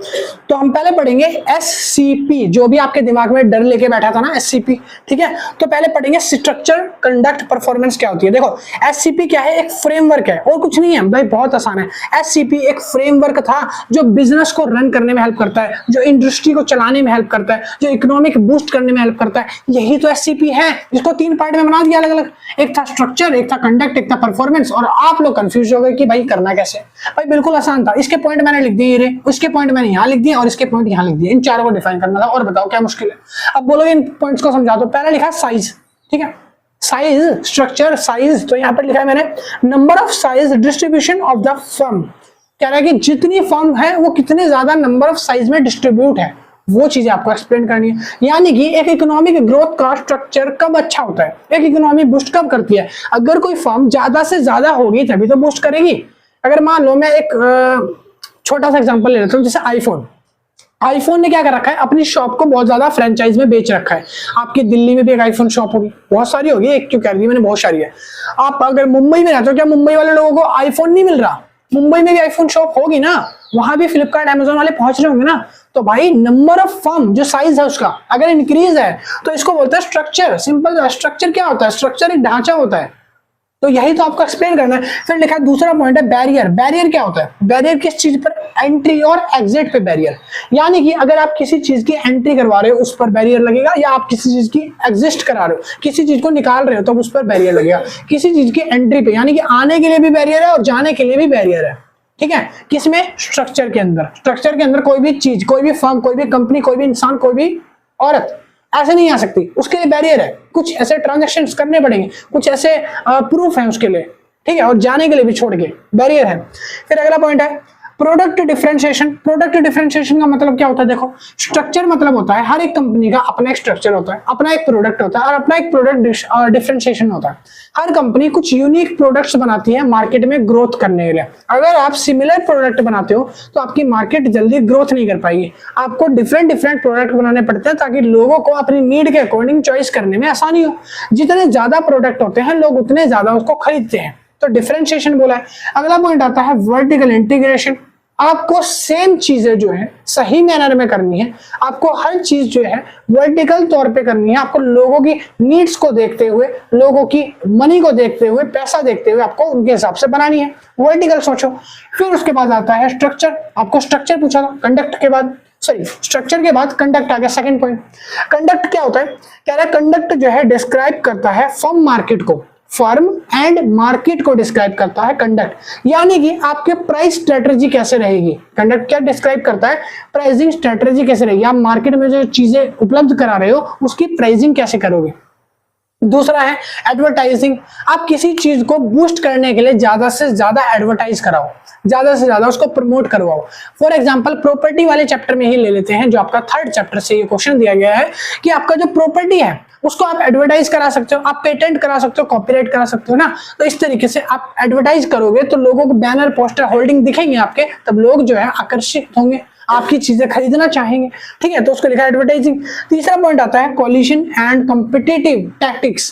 कॉम्पिटिटिव टैक्टिक्स यानी कि आप लोगों के राइवल जो होते हैं, ठीक है, जो भी आपके राइवल्स हैं, यानी कि जो भल्ला प्रॉपर्टी बेच रहे हैं, एक मान लो चाव चाव प्रॉपर्टी बेच रहा है, तो दोनों में राइवल्स नहीं होगी ना, तो उन टैक्टिक्स को बोला जाता है जो कंपीट करते हैं, उनको कंपीट टैक्टिक्स बोला जाता है, जो एक दूसरे से कंपीट कर रहे हैं, अच्छे से अच्छी प्रॉपर्टी दिखा रहे हैं। ठीक है, तो यहाँ पर इस चीज को और ज्यादा बढ़ावा दिया जाता है। फिर आता है मर्जर और एक्विजिशन। मर्जर एक्विजिशन क्या होता है? जब दो फर्म आपस में जॉइंट वेंचर कर लेती है, जब दो या दो से ज्यादा फर्म आपस में जॉइंट वेंचर कर लेती है, एक्विजिशन हो जाता है, उसको मर्जर या एक्विजिशन बोला जाता है। जहां पर एक फर्म दूसरी फर्म की सारी sale, asset, business, liability, goodwill सब चीज खरीद लेती है, मर्जर हो गया वो। समझ आई? चलिए जी, अगला पॉइंट आता है उसके बाद परफॉर्मेंस। अब परफॉर्मेंस आपको पढ़ना है। परफॉर्मेंस में बताइए क्या मुश्किल है? परफॉर्मेंस में 4 पॉइंट लिखे हैं। पहला लिखा है अलोकेशन ऑफ प्रोडक्टिव एफिशिएंसी, यानी कि आपको अलोकेट करने हैं सही तरीके से, कुशल तरीके से यूज करना है रिसोर्सेज वगैरह जो आपको अलोकेट किए गए हैं, उसके प्रति आपको अथॉरिटी प्रोवाइड कर देनी है। ठीक है, दूसरा आता है प्रॉफिट लेवल। आपकी इकोनॉमिक बूस्ट कब करेगी? जब आपका अलोकेशन मशीनरी का सही से होगा, आप सही तरीके से इकोनॉमिक डेवलपमेंट करोगे, आप सही तरीके से काम करोगे तो आपकी इकोनॉमिक जल्दी बूस्ट होगी, प्रॉफिट लेवल जल्दी इंक्रीज होगा। फिर आता है इनोवेशन। इनोवेशन मतलब कि आपको क्रिएट करने हैं भाई नई आइडिया, आपको इनोवेशन करनी है, नए नए आइडियाज क्रिएट करने हैं, किस तरीके से परफॉर्मेंस बढ़ाई जाए, परफॉर्मेंस को इंक्रीज किया जाए लोगों को। ठीक है, फिर लिखा है उसके बाद कंज्यूमर वेलफेयर। आपको थोड़ा सा कंज्यूमर वेलफेयर के बारे में भी सोचना है। अगर आप मान लो कहीं इंडस्ट्री डाल रहे हो, कहीं आप फर्म लगा रहे हो, बड़ा सा बिजनेस करना चाह रहे हो, किसी पार्क वगैरह को भी बना दो, लोगों के लिए मुहैया करा दो कि लोग वहां पे पार्क में जाके बैठ सके। ठीक है, पार्क से कमाने की बात नहीं कर रहा, पार्क इसीलिए ताकि कंज्यूमर वेलफेयर भी हो, लोगों को जॉब प्रोवाइड कर दो, जो गरीब लोग हैं उनको जॉब दो ताकि एम्प्लॉयमेंट बढ़े, रोजगार बढ़े। ठीक है, ये चीज क्या है? ये पॉइंट 1 में आता है। फिर आ जाते हैं role of antitrust policies. क्या होती है भाई? Role of antitrust policies ऐसी पॉलिसीज हैं जो उस बात का खंडन करती है कि कोई एक फर्म किसी देश पर राज करेगी। अगर मैं बोल दूं मैं पूरे यूट्यूब पे राज करूंगा, मेरे बिना परमिशन के कोई भी वीडियो अपलोड नहीं करेगा, मेरे बिना परमिशन के कोई भी बच्चा नहीं पढ़ेगा, तो मैं क्या कर रहा हूँ? एंटी ट्रस्ट पॉलिसीज को क्रिएट कर रहा हूँ। अब यहाँ पर कुछ ऐसी मोनोपोली क्रिएट कर रहा हूँ जो कोई तोड़ नहीं सकता। तो एंटी ट्रस्ट पॉलिसीज मैंने बताया था किसी भी एक फर्म की या इंडस्ट्री की मोनोपोली को तोड़ने का काम करती है। ठीक है, ये बिल्कुल उससे उल्टा चलती है, उसके अपोजिट चलती है। अगर कोई बोलता है कि मैं यहाँ पर अकेला राज करना चाहता हूँ, मैं यहाँ का राजा हूं, तो भाई एंटी ट्रस्ट बोलती है एक चांटा में ना नाचता अंडेगा। वो बोलती है कि ऐसी फर्म नहीं चाहिए हमें जो एक तरीके का व्यवहार करे लोगों से, एक अधिकार बना दे। ठीक है, नहीं भाई, यहाँ पर हमको क्या चाहिए? हमको चाहिए perfect competition, number of buyer, number of seller, number of firm, number of businesses. ठीक है, तो ऐसी फर्म होती है। एंटी ट्रस्ट पॉलिसीज ये कहती है। तो एंटी ट्रस्ट पॉलिसीज क्या बोलती है? इसके कंपोनेंट पढ़ो। पहला लिखा स्ट्रक्चर, यानी कि वो चाहती है कोई भी कंपटीशन में मोनोपोली ना आए, किसी भी तरीके का कंपटीशन हो उसमें कंपटीशन ही रहना चाहिए, यहाँ पर कोई भी मर्जर ना हो। जैसे कोई बड़ी बड़ी कंपनियां हैं, जैसे एक है सैमसंग, एक है आईफोन। अब आपकी मर्जी है तो आप सैमसंग से मोबाइल खरीदते हो, आपकी मर्जी है तो आईफोन से मोबाइल खरीदते हो, दोनों ही बेस्ट कंपनी है। अगर ये दोनों बेस्ट कंपनियां एक हो जाए तब क्या होगा? हाहाकार हो जाएगा। पता है कैसे? दोनों कंपनियां एक हो जाएगी, तब जिसको आईफोन लेना है, सैमसंग लेना है, तो क्या करेगा? एक ही कंपनी के पास जा रहा होगा, क्योंकि दोनों एक ही कंपनी है और वो अपने मनचाहे रेट बढ़ा रही होगी। उसके अलावा दूसरा कंपटीटर में कोई है ही नहीं। जैसे रियलमी है, रियल आईफोन है वगैरह वगैरह, जैसी जो बाकी IQ की छोटी कंपनियां हैं, तो वो छोटे मोटे फोन गंदे गंदे बनाती है। ठीक है, हमको तो ब्रांड से मतलब है, तो ब्रांड वाले अपने ब्रांड का ज्यादा चार्ज कर रहे हैं, मोनोपोली बना देंगे वो लोग तो, ठीक है, तो ऐसा नहीं होना चाहिए। फिर दूसरा है कंडक्ट, यानी कि आपको कुछ ऐसे रूल्स एंड पॉलिसीज को कंडक्ट करना है जो इसका खंडन करती हो, यानी इस चीज को तोड़ती हो, कोई भी ऐसे मोनोपोली ऐसे आके नहीं क्रिएट कर लेगा, ठीक है। उसके बाद लिखा है डिसीजन मेकिंग यानी परफॉर्मेंस, परफॉर्मेंस को आपको चेक करना है, प्राइस कंट्रोल होना चाहिए, मार्केट में इनोवेशन होना चाहिए, एफिशिएंसी होनी चाहिए, चीप रेट पे लोगों को प्राइस पे आपको मोबाइल मुहैया कराना है यानी कि देना है आपको, ठीक है। डायरेक्टली आप ये चेक करोगे कि आपका आउटकम कैसा है, मोबाइल की स्टोरेज अच्छी होनी चाहिए, आपके मोबाइल में एफिशिएंसी होनी चाहिए, काम अच्छे से करता हो, तो ये चीजें होनी चाहिए। ऐसा ना हो कि खराब प्रोडक्ट और ज्यादा महंगे प्राइस पे बेच रहे हो, ठीक है, तो उसको जो है एंटी ट्रस्ट पॉलिसी जो है वो खंडन करती है, उसका तोड़ देती है, बोलते हैं ऐसी चीजें नहीं चाहिए देश में, ठीक है। ये था चैप्टर क्वेश्चन नंबर 4। इसमें क्या मुश्किल है अब जरा बताओ। चलिए जी क्वेश्चन नंबर 5 पढ़ लेते हैं, ठीक है। क्वेश्चन नंबर 5 में यहाँ पे नोट डाउन करने की जगह नहीं है तो पहले इसको उतार लो। हाँ भाई, तो अब हम बात करने वाले हैं 5th का क्वेश्चन करवाने वाला हूं, तो अभी मैं आपको क्वेश्चन दिखा देता हूँ 5th वाला। Wait 1 second. हाँ, क्वेश्चन नंबर 5 आपको दिख रहा होगा, 4th के नीचे ही वैसे तो लिखा है, the primary principle of contract law is that agreements should be enforceable, yet there are various expectations from the economic perspective. Discuss why certain agreement may not be enforceable in many jurisdictions. कुछ ऐसे enforceable law या agreement होते हैं जो void होते हैं और कुछ ऐसे होते हैं जो इनवॉइड होते हैं। तो अब इन दोनों में डिफरेंस बताना है कि दोनों में होता क्या है, और कुछ ऐसे एग्रीमेंट जो गवर्नमेंट जिसको बोलते हैं कि हाँ ये एग्रीमेंट है और ये एग्रीमेंट नहीं है, तो जो एग्रीमेंट नहीं माने जाते उनके कारण क्या होते हैं वो समझेंगे। और इसका बी पार्ट है, उसमें लिखा है इकोनॉमिक एफिशिएंसी बतानी है, is commonly used by economist, benchmark access alternative policies. कुछ इकोनॉमिस्ट है जिन्होंने बेंचमार्क सेट कर दिया है, अल्टरनेटिव पॉलिसीज बनाई है इकोनॉमी को एफिशिएंसी लेकर। यहाँ पे लिखा है what underlying value judgment are embedded in the concept of economic efficiency. इसके अंदर क्या क्या जजमेंट्स हैं जो पास किए जाते हैं इकोनॉमिक एफिशिएंसी को लेकर, वो सारा हम पढ़ेंगे, ठीक है। तो पार्ट ए और पार्ट बी। अब चलते हैं इसके आंसर की तरफ। मैंने आंसर यहाँ पर मेंशन कर दिया है, अब इसका आंसर को एक्सप्लेन करते हैं लाइन से। हाँ, तो शुरू करते हैं। कह रहा है why some agreements are not enforceable। कह रहा है क्यों कुछ एग्रीमेंट्स जो हैं वो इन्फोर्सेबल होते हैं। हमें पूछा गया था कुछ इन्फोर्सेबल एग्रीमेंट्स जो होते हैं वो कैसे माने जाते हैं, क्यों माना जाता है कि कब इन्फोर्सेबल है।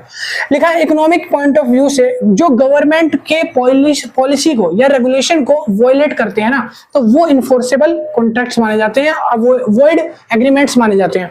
यहाँ पे लिखा but not at all agreement are allowed. कह रहा है सारे एग्रीमेंट्स जो है इन्फोर्सेबल भी नहीं होते और सारे जो एग्रीमेंट्स हैं वो फोर्सेबल भी नहीं होते। कह रहा है why some of the not enforceable economic perspectives. अब हम वो देखेंगे कि जो इकोनॉमिक पर्सपेक्टिव से इन्फोर्सेबल माने जाते हैं, ठीक है, लॉ के द्वारा। यहाँ पे पहला पॉइंट आता है public interest and harm to society, यानी कि अगर कोई भी कॉन्ट्रैक्ट किसी भी पर्सन को हार्म करके बनाया गया है या उसमें कोई ऐसा चीज है जो पब्लिक के गुड्स फेथ को रिलेटेड नहीं करती, यानी कि उसके फेथ को ट्रस्ट को तोड़ती है, ब्रेक करती है, तो उसको हम इन्फोर्स नहीं मानेंगे। इसका एग्जांपल दिया है कि अगर मान लो कोई कॉन्ट्रैक्टर है जो किसी को एक ड्रग सेल करता है, अब वो ड्रग सेल का कॉन्ट्रैक्ट ले लेता है और चाहता है कि इस कॉन्ट्रैक्ट को सरकार एज अ कॉन्ट्रैक्ट इन्फोर्स कर दे, तो कॉन्ट्रैक्ट को हम इन्फोर्सेबल नहीं मानेंगे, ये एक वॉइड कॉन्ट्रैक्ट कराएगा पूरी तरीके से, क्योंकि ये ड्रग जो है वो इथिकल चीज नहीं होती, ये अनएथिकल एक्टिविटी है, ठीक है। दूसरा पॉइंट आता है, सेकंड आता है दूसरा। पहला पॉइंट हो गया पब्लिक इंटरेस्ट हार्म सोसाइटी, दूसरा आ गया unequal bargaining power. Unequal bargaining power, sometime one person is much stronger than the order and the force to unfair terms. काफी बार क्या होता है कि अगर मान लो दो लोग हैं, दोनों के बीच में कुछ ऐसे सलाह मशवरा हो रहा है किसी चीज को लेकर, मान लो कोई चीज कोई बेचना चाहता है और कोई चीज कोई खरीदना चाहता है, दोनों के बीच में से हो सकता है एक पर्सन के पास इतनी ज्यादा पावर हो कि वो दूसरे पर्सन को फोर्स करे कि वो बार्गेनिंग पे मजबूर हो जाए, ठीक है। तो इस तरीके के जो कॉन्ट्रैक्ट्स होते हैं जो फोर्सेबल होते हैं, जो फोर्स करके करा गया है, बार्गेनिंग वगैरह पावर वगैरह दिखा के यूज करके करा गया है, तो उसको हम बोलते हैं कि ये जो है इन्फोर्सेबल है, कॉन्ट्रैक्ट जो है ये वॉइड माना जाएगा। इसके अंदर एग्जांपल लिखा है एक पुअर वर्कर है जो साइन कर लेता है अनफेयर तरीके का कॉन्ट्रैक्ट एक एम्प्लॉयर के द्वारा, एक रिच पर्सन के द्वारा, ठीक है। कह रहा है कॉन्ट्रैक्ट में refuse enforce deals to prevent explanation. और यहाँ पर जो पुअर है, जो मतलब गरीब आदमी है, रिच पर्सन ने उसको हायर कर लिया और ये बोला कि आपको आज पूरे दिन में इस दीवार को बनाना है, दीवार की चुनाई करके दीवार को खड़ा करना है। अब जो गरीब आदमी है उसके पास इतनी ताकत नहीं है, या उसको लग रहा है कि आज एक दिन में दीवार पूरी नहीं हो पाएगी, और जो अमीर आदमी है वो बोलता है कि अगर आपने इस दीवार को पूरा नहीं करा तो हम आपकी सैलरी से पैसा काट लेंगे। तो ये क्या है, पूरी तरीके से जो कॉन्ट्रैक्ट है वो वॉइड माना जाएगा, इनफोर्सेबल माना जाएगा लॉ के द्वारा। लॉ इसको खारिज कर देगी, लॉ बोलेगी कि नहीं, ऐसा कॉन्ट्रैक्ट वैलिड नहीं है, आप गलत कर रहे हो। तीसरा, थर्ड पॉइंट आता है information problem. Information problem, information problem में लिखा है कि इफ वन साइड लाइज और hide important information the contract is unfair. मान लो मेरे पास एक कार है, मैं आपको कोई कार बेचना चाहता हूँ और मेरे को पता है मेरी कार का इंजन है जो खराब है, वो हर बार खराब होती रहती है, और अब मैं आपको वो चीज को, वो फैक्ट को हाइड करके, यानी कि वो जो कार का मेन पॉइंट है जो खराब होता है, मैंने उस बात को आपसे छुपा लिया। अब मैंने सोचा कि मेरी कार का अगर प्रॉब्लम सामने आएगा तो आप मेरे को कम पैसे दोगे, मैंने ज्यादा पैसे की लालच में वो चीज दबाए रखी, छुपाए रखी और आपको कार बेच दी। 2 दिन बाद पता चलता कि एक एक्सीडेंट में आपकी मौत हो गई, और एक्सीडेंट का कारण था कि वही जो कार का बॉयलर था वो खराब था जिसको बेचा गया था। तो यहाँ पर वो इंफॉर्मेशन जो छुपाई गई है उसके द्वारा जो कॉन्ट्रैक्ट करा गया, ये इन्फोर्सेबल नहीं माना जाता। लिखा है एग्जांपल के तौर पे, मैंने एग्जांपल कार वाला आपको दे दिया। फिर आता है अगला एक्सटर्नलिटीज, यानी कि थर्ड पार्टी। अगर किसी भी 2 पर्सन के म्यूचुअल कॉन्ट्रैक्ट के अंदर थर्ड पार्टी इन्वॉल्व होती है तब उसको कॉन्ट्रैक्ट को वॉइड माना जाएगा, उसको वैलिड नहीं माना जाएगा सरकार की तरफ से। सरकार बोलती है कि जैसे आप जमीन का लेना देना करते हो, जो जमीन जब आप एक दूसरे को बेच रहे हो या खरीद रहे हो तो आप एक थर्ड पार्टी को लेके आते हो, एज अ गवाह लेके आते हो, बट सरकार जो है उसको फोर्सेबल मानती है। कुछ केसेस में ऐसे बोलते हैं कि सरकार इनफोर्सेबल मानती है ऐसे गवाह वगैरह को, ठीक है। यहाँ पर लिखा है अगला पॉइंट एक्सटर्नलिटीज हो गया, ठीक है। अब आ गए 5th का क्वेश्चन नंबर बी, यानी कि 5th क्वेश्चन का पार्ट बी आ गया है, जिसमें हम इकोनॉमिक एफिशिएंसी पढ़ेंगे कि इकोनॉमिक एफिशिएंसी क्या होती है। तो इसमें लिखा है कि economist use economic efficiency to जज ए पॉलिसी गुड और नॉट। इकोनॉमिस्ट ने कुछ पॉलिसीज बनाई है जिसमें वो ये बताती है कि कौन कौन सी चीजें सही है और कौन कौन सी चीजें गलत है। अब यहाँ पर कुछ चीजों को हाइड वगैरह कर लिया जाता है, फैक्ट वगैरह को हाइड कर दिया जाता है इकोनॉमिक पॉलिसी को बूस्ट करने के लिए कुछ ऐसे लोगों के द्वारा। तो पहला पॉइंट आता है विलिंगनेस टू पे इक्वल वैल्यू। पहला पॉइंट क्या है, विलिंगनेस टू पे, यानी कि आपके पास किसी चीज को पे करने की इच्छा है। विलिंगनेस मतलब आपकी इच्छा से आप कोई चीज पे कर रहे हो, उसकी वैल्यू पे करते हो। Efficiency, assume if someone is willing to pay the value is more. कह रहा but rich people can pay more than the poor people even if both want it equally. अगर मान लो एक अमीर आदमी है और एक गरीब आदमी है, दोनों के दोनों शॉपिंग करने जाते हैं। एक गरीब आदमी एक शर्ट पसंद करता है, एक अमीर आदमी एक शर्ट पसंद करता है। गरीब आदमी शर्ट का प्राइस लगाता है 350 रुपए, सेम क्वालिटी सेम शर्ट का प्राइस अमीर आदमी के लिए लगाया जाता है 3500 रुपए, बिकॉज वो अमीर है और वो गरीब है। तो इस तरीके के अनएफिशिएंसी देखी जाती है इकोनॉमिक्स में। फिर अगला पॉइंट आता है, सेकंड पॉइंट है नो कंसर्न फॉर नीड और राइट्स। इसके अंदर लिखा है no concern for need and right में efficiency doesn't care if someone need something if just pay for it. कह रहा है एफिशिएंसी ये नहीं देखती कि किसी को क्या चीज की नीड है, वो जस्ट ये देखती है अगर आपको जरूरत है तो आपको उस चीज का पैसा पे करना पड़ेगा, ठीक है। अगर मान लो मेरे एक्सीडेंट हो गया, मेरे चोट लगी है और मैं चाह रहा हूँ कि जल्दी से गाड़ी है ना मेरे को उठाकर हॉस्पिटल ले जाए। अब यहाँ पर अब मेरे को हॉस्पिटल जाना है, मेरी क्या है इमरजेंसी है। अब एफिशिएंसी तो ये कहती है कि आपको इंसानियत दिखानी चाहिए, आप लोगों को उसको उठा के हॉस्पिटल ले जाना चाहिए। बट कुछ ऐसे लालची लोग हैं जो इनको नहीं मानते, वो बोलते हैं कि नहीं हम आपसे भी पैसा लेंगे, हम तो अपनी सर्विस दे रहे हैं, जस्ट हम तो सर्विस लेंगे, हमें फर्क नहीं पड़ता कि आप जो है वो किसी की हेल्प कर रहे हो, आप एफिशिएंसी दिखा रहे हो, आप कुछ और कर रहे हो, ठीक है। हम अपना उस चार्ज को, जो फेयर चार्ज है वो आपसे उतना ही लेंगे जितना बाकी से लेते हैं, ठीक है। तो इस कॉन्ट्रैक्ट को इनफोर्स माना जाता है। अब यहाँ पे अगला पॉइंट आ जाता है, उसके बाद नेक्स्ट पॉइंट है ignore long term and moral impacts, ठीक है। Ignore long term and moral impact, इसके अंदर बताया गया कि कुछ ऐसी चॉइसेस होती है, जैसे कि हो गया प्रॉब्लम्स हो गया, कुछ इकोनॉमिक प्रॉब्लम्स हो गई, जैसे कि मान लो कहीं से प्रदूषण आना, आपके आसपास कोई जंगल या खेत जलाया गया जिससे आपको धुआं आ रहा है, आप पोल्यूट हो रहे हो, उसको बोला जाता है कि ये अनइथिकल एक्टिविटी है। आप बिना किसी गवर्नमेंट के कंसर्न के या किसी से लोगों से बिना पूछे आप पेड़ों पौधों को नहीं काट सकते, ठीक है। तो इस तरीके की जो एक्टिविटी है ये इकोनॉमिक के कंसर्न से अनइथिकल मानी जाती है। तो ये सारी एफिशिएंसी है, ये तो होती है इकोनॉमिक एफिशिएंसी, और ये है इनफोर्सेबल बाय लॉ, जो कोर्ट के द्वारा मना करी गई है कि आप ऐसे काम नहीं कर सकते। तो ये था आपका पूरा क्वेश्चन नंबर 5 का पार्ट ए और पार्ट बी। और हाँ, जब मैंने क्वेश्चन 4 पढ़ाया था तब मैंने आपको 4th का बी पार्ट नहीं बताया था, बट बी पार्ट उसमें मैंने पढ़ाया है। बी पार्ट में जो एंटी ट्रस्ट पॉलिसीज नीचे लिखवाया था मार्क करके, तो वो बी पार्ट में था। बस मैं उसको बताना भूल गया था, लिखना भूल गया था कि वो 4th का बी पार्ट है। आप सोचोगे 4th का बी पार्ट नहीं कराया, वो भी करा चुका हूँ। अब आ चुके हैं 6th क्वेश्चन पे। अब आपको 6th क्वेश्चन आपकी स्क्रीन के ऊपर लिख के दिख रहा होगा। क्वेश्चन नंबर 6 में 4 आपको डेफिनेशन को एक्सप्लेन करना है। क्वेश्चन में लिखा है right short note of any 3 of the following. आपको किन्हीं 3 के ऊपर शॉर्ट नोट लिखना है। मैं आपको 3 नहीं बताऊंगा, मैं आपको पूरी 4 बताऊंगा ताकि आपको सारी चीजें समझ आ जाए। पहला लिखा है डॉक्ट्राइन, और दूसरा है एसिमेट्रिकल इंफॉर्मेशन, तीसरा है एंटी ट्रस्ट लॉ, और चौथा है बार्गेनिंग थ्योरी। चारों को समझते हैं अच्छे तरीके से, ठीक है। तो सबसे पहले हम बात करते हैं, शुरू करते हैं डॉक्ट्राइन से। डॉक्ट्राइन क्या होता है? तो doctrine of duress in contract law कह रहा है ऐसे लॉ को हम वॉयलेट मानेंगे जो पॉलिसी तोड़ते हैं। ऐसे लॉ जो कि पॉलिसी को तोड़ते हैं, पॉलिसी का खंडन करते हैं, उन लॉ को हम डॉक्ट्राइन बोलते हैं। इसमें पहला लॉ आता है डॉक्ट्राइन। डॉक्ट्राइन का मतलब होता है किसी को आप प्रेशराइज करके कुछ नहीं करवा सकते। मान लो मेरे पास कोई आदमी है जो मेरे को एक कार सेल कर रहा है और वो बस महंगे रेट पे मेरे को सेल कर रहा है।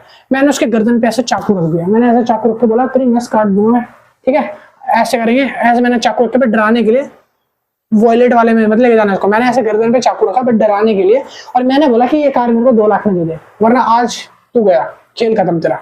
अब वो डर के मारे अगर रेट कम कर लेता है, तो यहाँ पर लॉ कहता है कि आपने उससे डरा धमका के चीजें करवाई हैं। आपने क्या करा है? डरा धमका के करवाया है। अब बच्चे से जो काम कराया जाता है, जब बचपन में छोटे बच्चों से तो डरा धमका के कराया जाता है, टीचर बोलते हैं थप्पड़ लगेगा, जल्दी काम कर ले, है ना। तो यहाँ पर पनिशमेंट दी जाती है, उसको मुर्गा बनाया जाता है। तो डरा धमका के अगर आप काम करा रहे हो तो वो लॉ के द्वारा इन्फोर्सेबल है, ठीक है।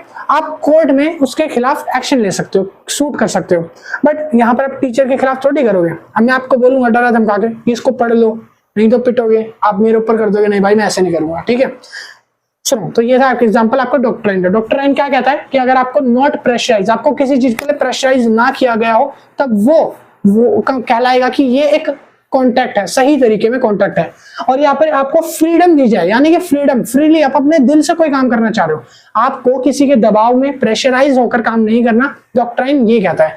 अगर आप डॉक्ट्राइन में काम कर रहे हो यानी प्रेशराइज में काम कर रहे हो, तो फिर आप समझ लो वॉयलेट कर रहे हो किसी भी लॉ को या कानून को।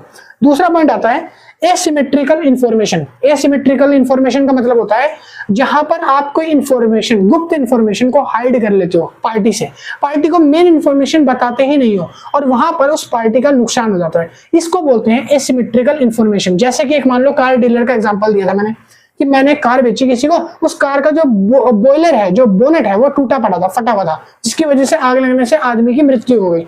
और यहाँ पर क्या हुआ, मेरी वजह से उस आदमी की जान गई, ठीक है। तो यहाँ पर जो पॉइंट है वो ये कहना चाह रहा है कि आपने अगर कोई इंफॉर्मेशन छुपाई जिसकी वजह से सामने वाले का नुकसान हुआ, तो इसको हम वॉइड कॉन्ट्रैक्ट मानेंगे, यानी कि इन्फोर्सेबल नहीं मानेंगे, ठीक है। इन्फोर्सेबल नहीं हो गई, सरकार के द्वारा सरकार उस पर एक्शन लेगी, फिर आपके खिलाफ एक्शन होगा उसके। फिर तीसरा आ जाता है anti trust law. Anti trust law policy ये कहती है कि अगर आप कोई भी बिजनेस कर रहे हो, कोई भी आप इंडस्ट्री सेट कर रहे हो, कोई भी आप चीज कर रहे हो, उस चीज में आप मोनोपोली नहीं रखोगे, एक अधिकार नहीं बनाओगे, आप कोई भी ऐसी पॉलिसी नहीं बनाओगे कि ऐसा लगे कि आप एक अकेले का राजा है और आप अकेले उस चीज पर राज कर रहे हो, ऐसा नहीं लगना चाहिए। यहाँ पर आपको कंपटीशन बनाए रखना है, कंपटीशन को एलिमिनेट नहीं कर सकते आप। कंपटीशन होगा तो लोगों को ज्यादा चॉइसेस मिलेगी। आप प्राइस फिक्सिंग नहीं कर सकते, यानी कि इंडस्ट्री में आप अकेले ऐसे नहीं हो जो प्राइस फिक्स करोगे। मैं आईफोन के दाम तय नहीं करूंगा, सप्लाई एंड डिमांडेड जो फोर्सेस है, ये डिमांड सप्लाई के हिसाब से तय करा जाएगा कि प्राइस कितना होगा आईफोन का। अब मैं बोल दूं आईफोन का प्राइस 1.5 करोड़ है, ले लो जिसको लेना आईफोन, भाई मेरे पास तो पैसा आ गया। सरकार बोलेगी भाई इतनी महंगे प्रोडक्ट्स क्यों बना रहे हो, 1.5 करोड़ का आईफोन होता है भाई, तो इसलिए सरकार बोलती है कि ये इन्फोर्सेबल वायलो है, ठीक है। अगला पॉइंट आता है बार्गेनिंग थ्योरी। बार्गेनिंग थ्योरी आपको ये बताती है कि किस तरीके से नेगोशिएट करना है। इस थ्योरी को आप ज्यादा अच्छा होगा कि आप मम्मी से पूछो, धनिया लेने जाती है ना आपकी मम्मी, टमाटर के साथ फ्री मांग लेती है, वो आदत मेरे को भी लग गई है। मैं भी जाके बोल देता हूँ कि आंटी धनिया फ्री दे दो, वो आंटी और तेज रहती है, आंटी बोलती है बेटा धनिया तो खत्म हो गया कल ही, है ना। और फिर पीछे से कोई आदमी आता है बोलता है धनिया चाहिए, तो 5 की धनिया निकाल के दे देती है। तो बार्गेनिंग थ्योरी क्या कहती है कि जहां पर 2 पार्टी का म्यूचुअल एग्रीमेंट हो जाता है किसी चीज को लेकर, दोनों की सलाह मशवरा से बात सुलट जाती है, वो बार्गेनिंग थ्योरी है। मान लो जैसे कि मैं नोट्स बेच रहा हूँ, आपने बोला प्राइस, मैंने बोला 150, आपने बोला 100, मैंने बोला 140, आप बोले 120, मैं बोला 130, आप बोले 125, मैं बोला 127, आप बोले 127, डन। तो 127 पे बात क्या हो गई, डन हो गई। तो ये क्या है, बार्गेनिंग थ्योरी, जहां पर दो लोगों की बात, दो लोगों की सलाह एक जगह मिल जाए, वो बार्गेनिंग थ्योरी है कि ये पॉइंट एक फोर्सेबल पॉइंट है, यहां पर आप लोगों की डील डन हो जाएगी। ठीक है, इसको बोलते हैं बार्गेनिंग थ्योरी। क्लियर है, बहुत अच्छे। तो भाई लो, फाइनली अब आपका क्वेश्चन पेपर पूरा सॉल्व हो गया। बार्गेनिंग थ्योरी लास्ट थी। पूरे 6 क्वेश्चन मैंने आपके सॉल्व कराए, 6 जितने भी थे इसके पार्ट वो सारे सॉल्व करा दिए। अब आप लोग बता सकते हो कमेंट में कि कितना लग रहा है कि बुक से बाहर है, कितना बुक से अंदर है। बहुत लोग बोल रहे हैं। और हाँ, जिन लोगों का एग्जाम 17 तारीख को आने वाला है, यानी कि लॉ एंड डेवलपमेंट का, तो उन लोगों के लिए क्वेश्चन पेपर बहुत इंपॉर्टेंट हो जाएगा कि अगर आप ये सॉल्व करके जाते हो, आपको एक आइडिया हो जाएगा। भाई सुनो, कोई भी टीचर ना अगर कोई बुक पढ़ा रहा होता तो वो ये बोल के नहीं पढ़ा था कि क्वेश्चन पेपर के मैं आपको आंसर बता रहा हूं कि यही सेम पैटर्न पेपर में आएगा। ठीक है, वो सिर्फ पढ़ाता है, मैंने भी वही काम करा। ठीक है, अब उसमें से कितना आना कितना नहीं आना, और आप कितना समझ पाते हो उस चीज को, कितना बना के लिख पाते हो अच्छे तरीके से, ठीक है, समझने के बाद, तो वो कॉमन सेंस पे डिपेंड करता है। ठीक है, यहाँ पर कोई टीचर की गलती नहीं है। अब मैंने आपको ये भी करा दिया क्वेश्चन पेपर। अब आप लोग समझदार हो, आप लोग रिवीजन करो, प्रैक्टिस करो, और ऑल द बेस्ट भाई। एग्जाम आप लोग अच्छा जाए, जो नेक्स्ट एग्जाम आने वाला है। अभी पेपर आया था, तो ये पेपर कल का है, तो पहली बार ये कोर्स आया है, तो वही मैंने पेपर आया, पेपर को सॉल्व करा दिया ताकि आप लोगों की हेल्प हो जाए। चलिए मिलता हूँ नेक्स्ट वीडियो में। अब बाकी बीआरएम की सीरीज लगातार कंटिन्यू आएगी। आज पेपर सॉल्व कराना था, बच्चे बोल रहे थे हमें समझ नहीं आया, बहुत बाहर से आया। मैंने सोचा देखते हैं भाई कितना बाहर से आया। मैंने आज फाइनली सॉल्व करा दिया, और मेरे अकॉर्डिंग बता रहा हूँ, क्वेश्चन पेपर बिल्कुल बुक से आया था। क्वेश्चन पेपर बिल्कुल इजी है। जिस बच्चे ने टाइम दिया है, पढ़ाई करी होगी, उसको बिल्कुल समझ आया होगा। और अगर आप बिना पढ़े जाते हो तो आप चाहे नोट्स ले लो, चाहे आप कोई ब्रह्मास्त्र ले लो, क्वेश्चन आपसे सॉल्व नहीं होगा एग्जाम में, आपको सारे ही डिफिकल्ट लगेंगे। ये वो बच्चे होते हैं जो नहीं ध्यान देते, ध्यान से पढ़ते। मैं खुद बुक को 4 बार पढ़ चुका हूँ, रात में बैठ के पढ़ता हूँ, दिन में पढ़ता हूँ, तब जाके लगता है बुक इजी है। पढ़ना पड़ता है भाई उसके लिए। ठीक है, एक्सक्यूज नहीं चलते। तो मिलते हैं नेक्स्ट वीडियो में, बाय बाय टाटा। और हाँ, क्वेश्चन पेपर की जो पीडीएफ है, यानी कि क्वेश्चन पेपर है, इसका ड्राइव लिंक मैं डिस्क्रिप्शन में डाल दूंगा, वहां से देख लेना। और पूरी बिजनेस एनालिटिक्स की या लॉ एंड डेवलपमेंट की सीरीज बन चुकी है, डिस्क्रिप्शन में उसका भी लिंक है, जाके लॉ एंड डेवलपमेंट के 4 चैप्टर्स को देख लो, प्लेलिस्ट में पड़े हुए हैं। क्वेश्चन पेपर आपका करा दिया, अब आपकी प्रैक्टिस अच्छी हो जाएगी। ठीक है, चलिए बाय बाय।